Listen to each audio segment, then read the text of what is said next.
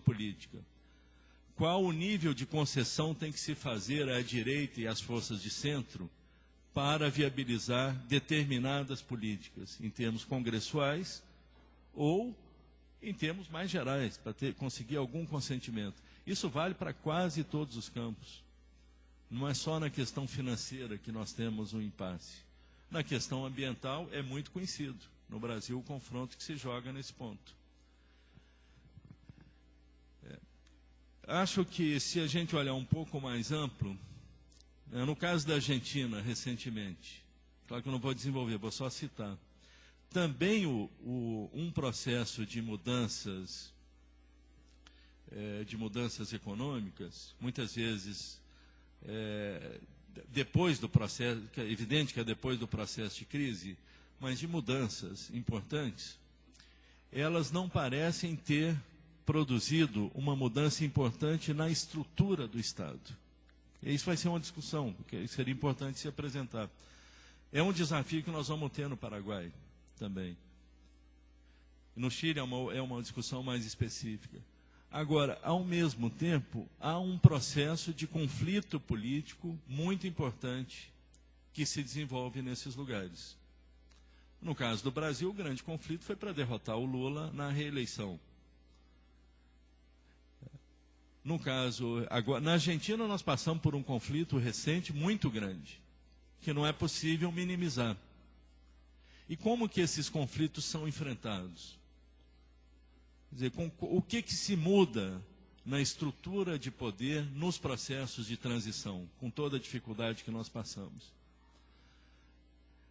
Então, estou levantando isso porque acho que essa é a questão talvez mais decisiva que vai influenciar, que vai nos definir ritmos, possibilidades, capacidade de enfrentar conflito. Enfim, que essa questão tem um caráter mais dinâmico e pode nos ajudar a entender melhor os processos que nós estamos.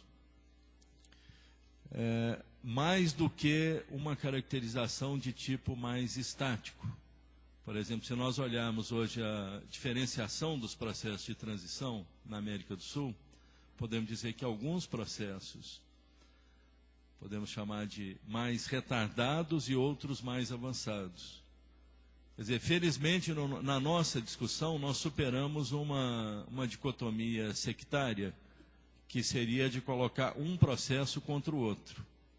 Quer dizer, nos nossos debates de ontem e nos debates que se fazem no âmbito do Fórum Social e movimento social, tem se buscado muito mais compreender o conjunto dos processos e os ritmos diferentes, e as naturezas, às vezes, diferentes também. Acho que é importante ver como que nesses processos o conflito político e a estrutura do poder político vem se alterando ou não, e quais impasses vão se formando. A Venezuela é uma experiência, e acho que aí há conquistas democráticas de mudança na estrutura do poder, importantes. Bolívia é outro processo, Equador, mas enfim, acho que esse momento da política, da disputa política, ele passa a ser cada vez mais central e mais definidor das possibilidades dos nossos processos de transição. Eu quero, por fim, destacar um ponto que muitas vezes nós colocamos as experiências de governo, ou muitas vezes nós vemos as transições, vamos chamar assim, quando há uma derrota do neoliberalismo e um início de um processo de transição em direção a outro paradigma, a outro projeto, que nós nunca definimos muito bem qual é o outro projeto. Enfim, isso entra num campo de incertezas, numa dificuldade de definir com mais clareza o que é esse outro projeto. Uma coisa que torna difícil é que a resposta uma resposta mais simples, que seria o outro projeto, é o socialismo, ela tem se colocado de uma maneira que, bom, dizer isso hoje é quase que dizer um projeto de utopia, quando nós temos que responder a um problema político concreto. Mas qual que é a relação entre esse problema político concreto e a utopia? Acho que essa é uma discussão que tem que ter um peso crescente, porque é muito difícil que a gente proponha como resposta política, e acho que seria de uma ingenuidade histórica muito grande, defender como resposta política, como um projeto político de paradigma alternativo ao capitalismo globalizado, ao neoliberalismo, um capitalismo reformado. Voltar, não sei, ontem acho que foi um dos conferencistas aqui que estava falando a ideia de que o capitalismo viveu uma fase, esse período dos anos dourados do capitalismo, e foi uma fase que gerou o neoliberalismo, gerou uma outra época capitalista. Então, nós pensarmos como solução para a crise dos nossos países um retorno a um outro momento da história do capitalismo, não só nos nossos países, seria, digamos assim, muito mais uma utopia muito mais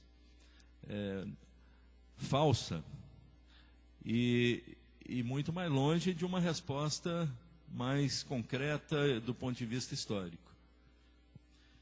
Acho que isso nos coloca que a construção de uma perspectiva tem que discutir a possibilidade de que as transições coloquem problemas políticos de poder, de uma nova estrutura de poder, de novas formas de democracia.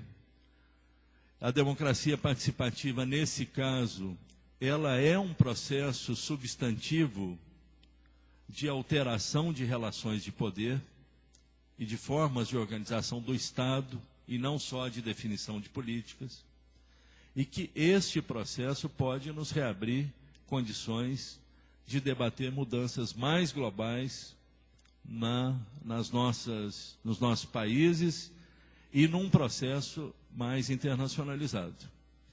Ou seja, que isso pode nos permitir ligar a resposta política, digamos, transitória, provisória que nós temos dado, com um projeto de alteração radical da sociedade em direção ao socialismo.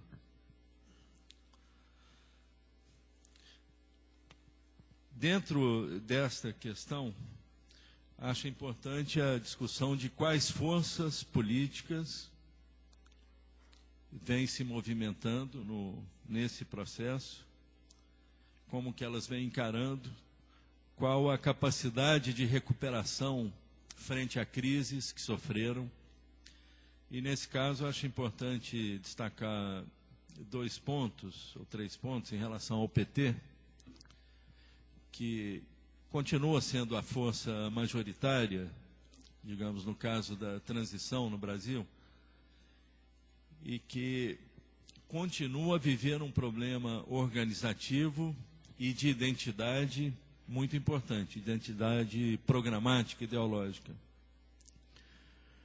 Mas acho que a favor da hipótese que nós construímos, dessa ideia geral, que não se realiza sem ter uma força política que queira realizar ela, que queira buscar o socialismo, e nós defendemos que o PT continua a ser uma força que reúne elementos significativos, apesar dessa crise, para se constituir como essa força. Tem 2 elementos muito favoráveis. O primeiro deles é que, há algum tempo atrás, se considerava que o maior risco do PT era mudar a sua base social, mudar a sua identidade social.